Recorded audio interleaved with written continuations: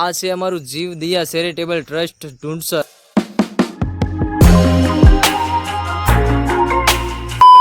તો જય માતાજી કાળુભાઈના તમારા બધાનું આપણી યુટ્યુબ ચેનલમાં સ્વાગત છે। અને ખાસ ભાઈ અત્યારે તો હું જે જીવદયાના સ્થળ ઉપર પક્ષીઓને સાઈન નાખીને આવ્યો છું, પણ ટાઈમના હિસાબે આપણે નાનો વ્યૂ અને કઈ રીતે પક્ષીઓ છે ને એ તમને બતાવી નહોતો શીખ્યો, પણ આજે આપણા પારસ કાકા ત્યાં જાય છે। અને ખાસ ભાઈ જેટલા લોકો આપણો વિડીયો યુટ્યુબમાં જોવે છે એને હવે આપણે વિડીયો દ્વારા રેગ્યુલર અપડેટ આપતા રહીશું કે ભાઈ આપણે જીવદયાના સ્થળ ઉપર કેવું સરસ મજાનું પક્ષીઓ માટે કાર્ય થાય છે, વૃક્ષો માટે કાર્ય થાય છે। એટલે વધારે ભાઈ જેમ બને એમ આપણે યુટ્યુબ ફેમિલી મોટી બનાવવાની છે, એટલે વિશાળ પ્રમાણમાં લોકોને ભેગા કરવાના છે। પણ આ પરથી થાય નહીં, કારણ કે આપણું સેવાનું કામ હજી નાનું છે। મોટું થાય ત્યારે તમે બધા આવજો જોવા। તો હવે તમને હું ખાલી રિક્વેસ્ટ કરું કે વિડીયોમાં બન્યા રહો। આપણે પારસ કાકા જાય છે અને નાનો તમને તમામ નજારો બતાવે છે।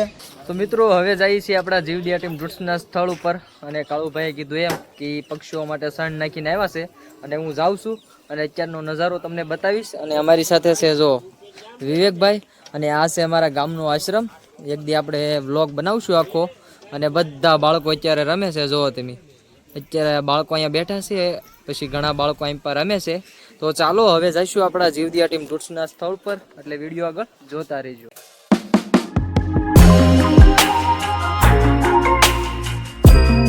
તો મિત્રો અત્યારે અમે પહોંચી ગયા છીએ અમારા જીવદયા ટીમ ઢૂંઢસના સ્થળ ઉપર। અને મિત્રો છે ને હું તમને એક વાત કહું કે આ અમારી જીવદયા ટીમ ઢૂંઢસર છે ને, એનું પહેલું નામ શું હતું ખબર? પહેલાં આ છે ને આ અમારા ગામની લીંબડધાર હતી। પહેલાં છે ને અહીંયા કાંઈ નહોતું। આ તમને જે વૃક્ષો દેખાય છે ને, આ વૃક્ષો પણ નહોતા ને કાંઈ નહોતું। અહીંયા છે ને ખાલી પાણકા હતા, આપણે દેશી ભાષામાં કહેવી ને પાણકા, હાવ એટલે હાવ પાણકા જ તે। પણ અમારી ટીમે મહેનત કરીને અત્યારે સરસ મજાનું જંગલ બનાવવાનો પ્રયત્ન કરી રહી છે।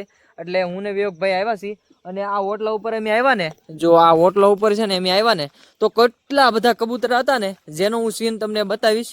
આ છે આપણે સરસ મજાનો પક્ષીઓનો ઓટલો, કેટલા બધા કબૂતર હતા ને એની વાત પૂછોમાં। અને આપણે કાળુભાઈએ સણ પણ નાખેલી છે, જોવો તમે। અને એક ચકલી સણે પણ છે, જોવો તમે, દેખાય તો તમને જો। એટલે આ રીતનું કંઈક નજારો છે। એટલે બાકી વધારે તો કાંઈ નથી કહેતો, વિડીયો આગળ જોતા રહેજો।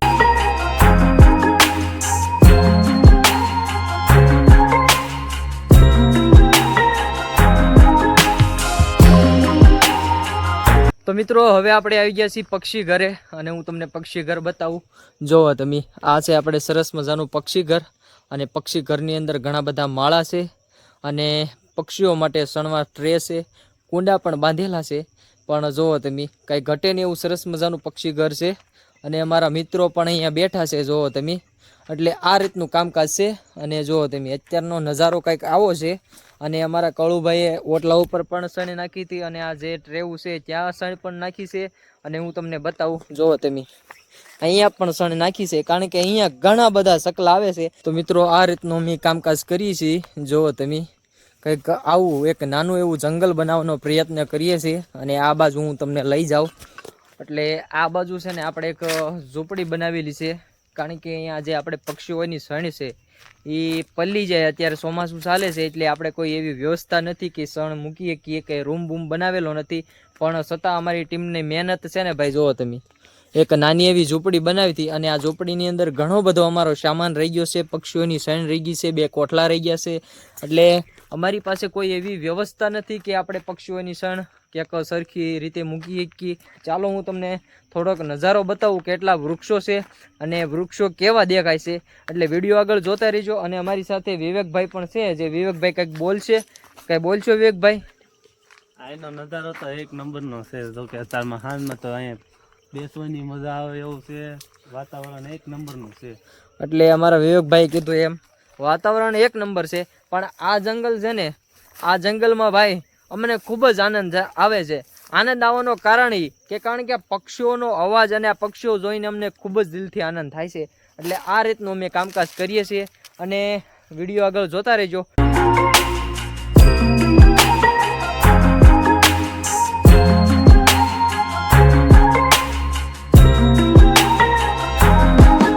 તો મિત્રો અત્યારે અમે છે ને આ સ્થળ ઉપર આંટા મારીએ છીએ, અને અત્યારનો છે ને તમે અવાજ સાંભળો, શાંત વાતાવરણ છે, અને અત્યારનો જે અવાજ છે ને એ તમે સાંભળજો।